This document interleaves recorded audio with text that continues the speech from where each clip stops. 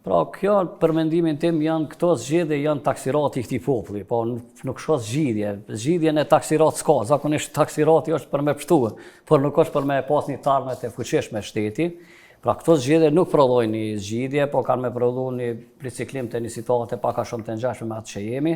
Më e keqe është se na s'kena alternativë të zhvillimit ekonomik dhe integrime evropiane që kemi ngjesh shumë. I kena do sanksione dhe masa që i shojnë në qenë kundrejt Kosovës dhe këto masa duhet të hiqen.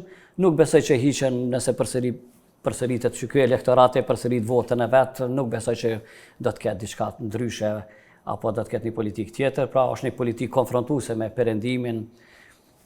Nuk mendoj që është bë mirë deri këtu, në anën tjetër s'ka një farë pozitiviteti, për shembull Partia Demokratike e Kosovës e ka provë zotin Bedri Hamza si lider politik, i cili mund të jetë gjithçka tjetër po lider ma problem.